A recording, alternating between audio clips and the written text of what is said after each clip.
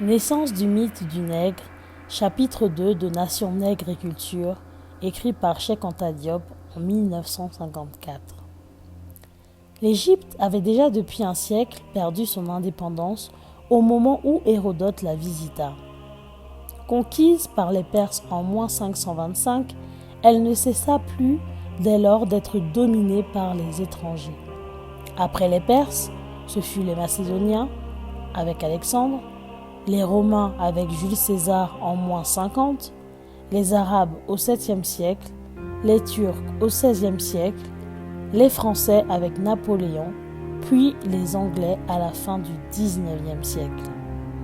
Berceau de la civilisation pendant 10 000 ans, au moment où le reste du monde est plongé dans la barbarie, l'Égypte détruite par toutes ses occupations successives ne jouera plus aucun rôle sur le plan politique, mais n'en continuera pas moins pendant longtemps encore à initier les jeunes peuples méditerranéens, grecs et romains entre autres, aux lumières de la civilisation.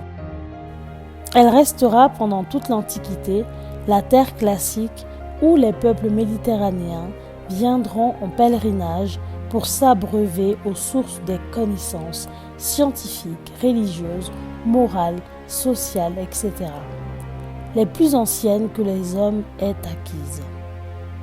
C'est ainsi que sur tout le pourtour de la Méditerranée se sont édifiées successivement de nouvelles civilisations qui, bénéficiant d'apports multiples favorisés par la configuration géographique de la Méditerranée, véritable carrefour le mieux situé du monde, ont évolué surtout vers un développement matérialiste et technique, évolution à l'origine de laquelle il faut situer le génie matérialiste des Indo-Européens, Grecs, Romains. Le souffle païen qui animait cette civilisation gréco-romaine s'épuisa vers le IVe siècle. Deux nouveaux facteurs, le christianisme et les invasions barbares, vont interférer sur le terrain déjà vieux de l'Europe occidentale pour donner naissance à une civilisation nouvelle, celle-là même qui aujourd'hui, à son tour, manifeste des symptômes d'épuisement.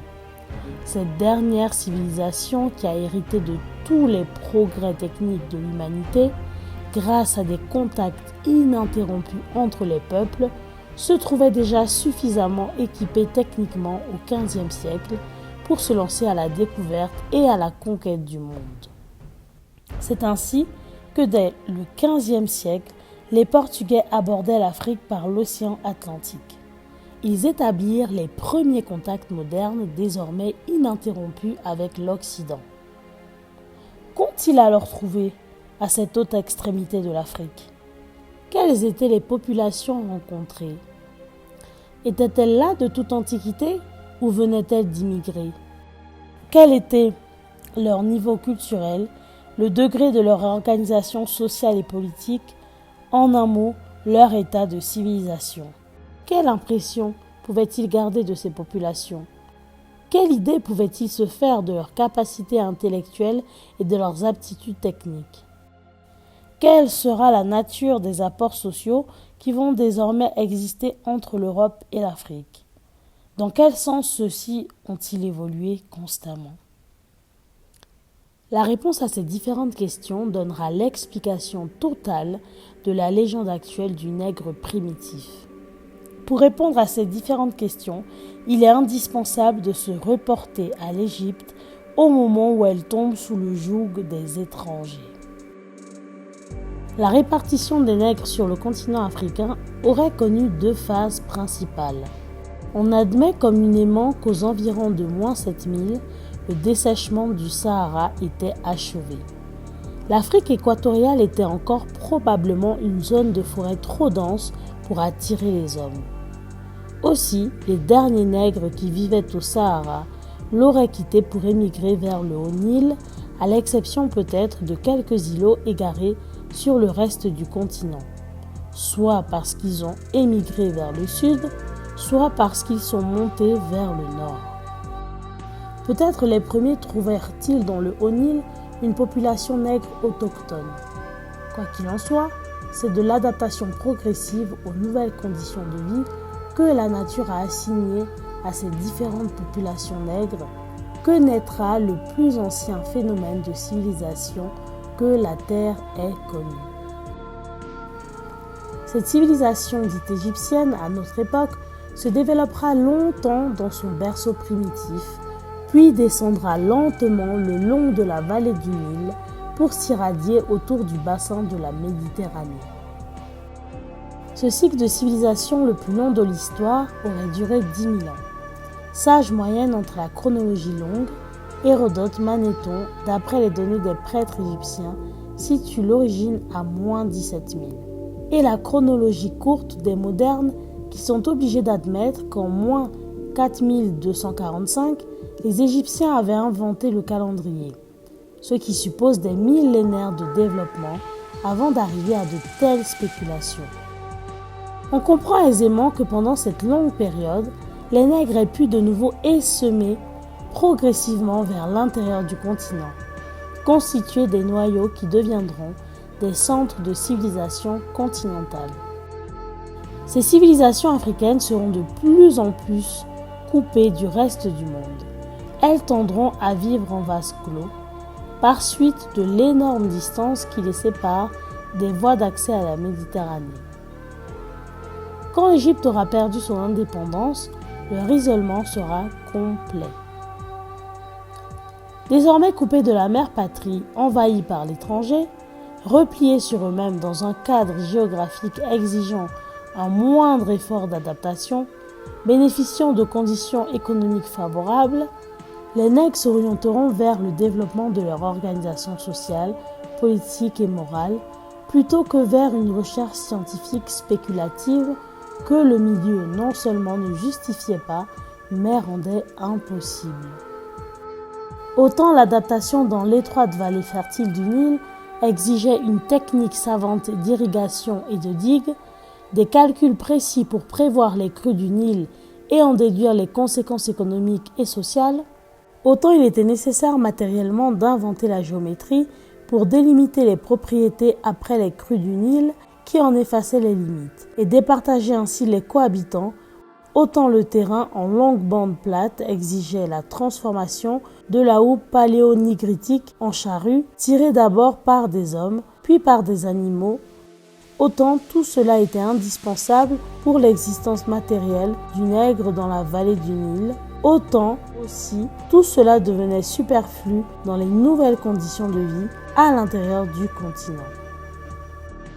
L'histoire ayant rompu son ancien équilibre avec le milieu, le nègre a trouvé un nouvel équilibre, différent du premier par l'absence de la technique, qui n'était plus d'une importance vitale, contrairement à l'organisation sociale, politique et morale. Les ressources économiques étant assurées par des moyens qui n'exigent pas d'invention perpétuelle, le nègre se désintéressa progressivement du progrès matériel. C'est sous ce nouvel état de civilisation que la rencontre se fera avec l'Europe.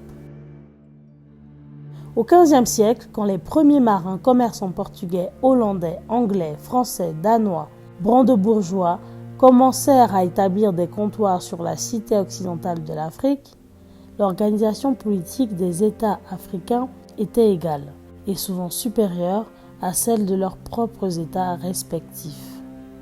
Les monarchies étaient déjà constitutionnelles avec un conseil du peuple où les différentes couches sociales étaient représentées et le roi nègre, contrairement à la légende, n'était pas et n'a jamais été un despote au pouvoir illimité. Par endroits, il était investi par le peuple par l'intermédiaire d'un premier ministre représentant des hommes libres. Il avait pour mission de servir sagement le peuple et son autorité était fonction de son respect pour la Constitution ainsi établie. L'ordre social et moral était au même niveau de perfection. Nulle part il ne régnait de mentalité prélogique au sens où l'entendit Lévi-Brûle, et il n'est pas besoin de réfuter ici une thèse que son auteur a reniée avant sa mort. Par contre, pour toutes les raisons déjà indiquées, le développement technique était moins accentué qu'en Europe. Le nègre, bien qu'il eût été le premier à découvrir le fer, n'avait pas construit de canon. Le secret de la poudre n'était connu que des prêtres égyptiens qui ne l'utilisaient qu'à des usages religieux au cours des mystères d'Osiris. L'Afrique était donc très vulnérable du point de vue technique. Elle devenait une proie tentante, irrésistible pour l'Occident, pourvue d'armes à feu et de marines au long cours. L'essor économique de l'Europe de la Renaissance poussa donc à la conquête de l'Afrique qui se fit rapidement. On passa du stade des comptoirs côtiers à celui de l'annexion par entente occidentale internationale, suivie d'une conquête intérieure par les armes, dite pacification. C'est au début de cette période que l'Amérique fut découverte par Christophe Colomb et que le trop-plein du vieux continent se déversa sur le nouveau. La mise en valeur des terres vierges nécessita une main-d'œuvre à bon marché. L'Afrique sans défense apparut alors comme le réservoir humain tout indiqué où il fallait puiser une telle main-d'œuvre avec le minimum de frais et de risques. La traite moderne des esclaves nègres devint alors une nécessité économique avant l'apparition de la machine. Elle durera jusqu'au milieu du XIXe siècle. Un tel renversement des rôles, issu de nouveaux rapports techniques, a entraîné sur le plan social des relations de maître à esclave entre le blanc et le nègre. Déjà au Moyen Âge, le souvenir d'une Égypte nègre ayant civilisé la terre s'était estompé par la suite de l'oubli de la tradition antique cachée dans les bibliothèques ou ensevelie sous les ruines. Elle s'estompera davantage encore au cours de ces 4 siècles d'esclavage. Imbus de leur récente supériorité technique, les Européens avaient a priori un mépris pour tout le monde nègre dont ils ne daignaient toucher que les richesses. L'ignorance de l'histoire antique des nègres, les différences des mœurs et de coutumes, les préjugés ethniques entre les deux races qui croient s'affronter pour la première fois, jointes aux nécessités économiques d'exploitation, tant de facteurs prédisposaient l'esprit de l'Européen à fausser complètement la personnalité morale du nègre et ses aptitudes intellectuelles. Nègre devient désormais synonyme d'être primitif, inférieur, doué d'une mentalité prélogique. Et comme l'être humain est toujours soucieux de justifier sa conduite, on ira même plus loin. Le souci de légitimer la colonisation et la traite des esclaves, autrement dit la condition sociale du nègre dans le monde moderne, engendrera toute une littérature descriptive des prétendus caractères inférieurs du nègre. L'esprit de plusieurs générations européennes sera ainsi progressivement faussé. L'opinion occidentale se cristallisera et admettra instinctivement comme une vérité révélée que nègre vaut humanité inférieure. Comble de cynisme, on présentera la colonisation comme un devoir d'humanité en invoquant la mission civilisatrice de l'Occident, auquel incombe la charge d'élever l'Africain au niveau des autres hommes. Désormais, le capitalisme est à l'aise. Il pourra exercer les plus féroces exploitations à l'abri des prétextes moraux. Tout au plus, reconnaîtra-t-on au nègre des dons artistiques liés à sa sensibilité d'animal inférieur. Telle est l'opinion du Français Gobineau, précurseur de la philosophie des nazis, qui dans son livre célèbre de l'inégalité des races humaines, décrète que le sens de l'art est inséparable du sang des nègres. Mais il réduit l'art à une manifestation inférieure de la nature humaine. En particulier, le sens du rythme est lié aux aptitudes émotionnelles du nègre. Un tel climat d'aliénation a fini par agir profondément sur la personnalité du nègre, en particulier du nègre instruit qui a eu l'occasion de prendre conscience de l'idée que le reste du monde se fait de lui et de son peuple.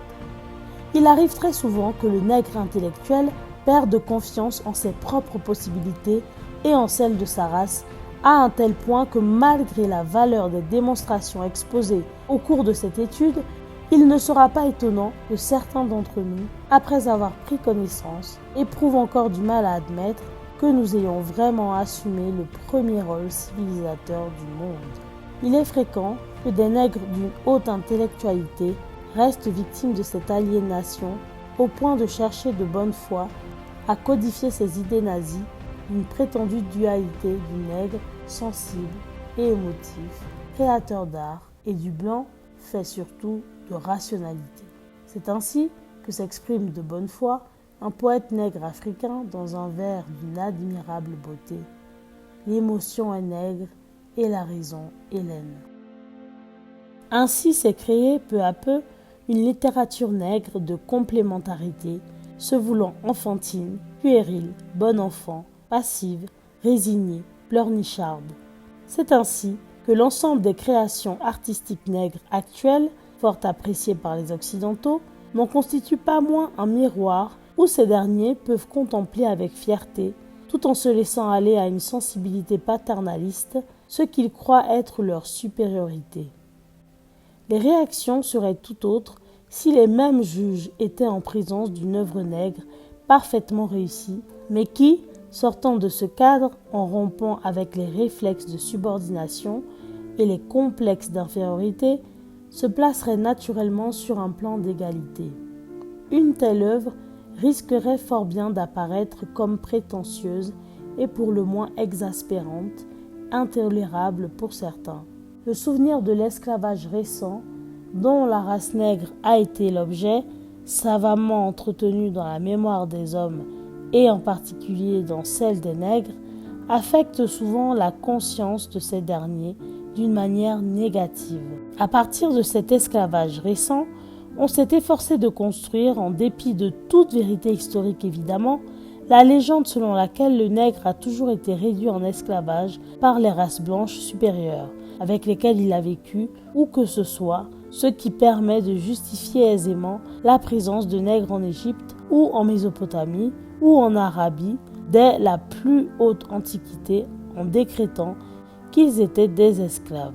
Bien qu'une telle affirmation ne soit qu'un dogme destiné à falsifier l'histoire et dont la fausseté n'échappe pas à ceux qui l'avancent, elle n'en contribue pas moins à aliéner la conscience nègre. C'est ainsi qu'un autre grand poète nègre, le plus grand peut-être de notre temps, Aimé Césaire, écrit dans un poème intitulé « Depuis Akkad, depuis Élam, depuis Sumer, maître des trois chemins, tu as en face de toi un homme qui a beaucoup marché. Maître des trois chemins, tu as en face de toi un homme qui a marché sur les mains, marché sur les pieds, marché sur le ventre, marché sur le cul. Depuis Élam, depuis Akkad, depuis Sumer. » Ailleurs, il écrit « Ceux qui n'ont inventé ni la poudre ni la boussole, ceux qui n'ont jamais su dompter ni la vapeur ni l'électricité, ceux qui n'ont exploré ni la mer ni le ciel. » Cette citation n'atténue en rien la profonde admiration que j'ai pour l'auteur. Au cours de telles transformations des rapports du nègre avec le reste du monde, il devenait chaque jour de plus en plus difficile et même inadmissible pour ceux qui ignoraient sa grandeur passée et pour les nègres eux-mêmes que ceux-ci aient pu être à l'origine de la première civilisation qui se soit épanouie sur la terre et à laquelle l'humanité doit l'essentiel de son progrès.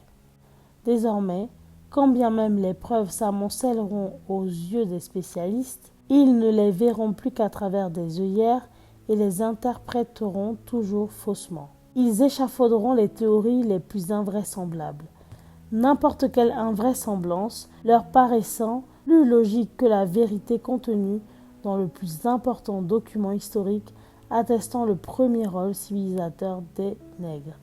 Avant d'aborder l'examen des contradictions qui ont cours à l'époque moderne et qui sont issues de tentatives dont le but est de prouver à tout prix que les Égyptiens étaient de race blanche, signalons quel fut l'étonnement d'un savant de bonne foi, Volney, qui, après être imbu de tous les préjugés dont nous venons de parler à l'égard du nègre, s'étant rendu en Égypte entre 1783 et 1785, c'est-à-dire en pleine période d'esclavage nègre, fit les constatations suivantes sur la race égyptienne, celle-là même d'où étaient issus les pharaons, les Coptes. Tous ont le visage bouffi, l'œil gonflé, le nez écrasé, la lèvre grosse, en un mot, un vrai visage de mulâtre. J'étais tentée de l'attribuer au climat, lorsqu'ayant été visiter le Sphinx, son aspect me donna le mot de l'énigme.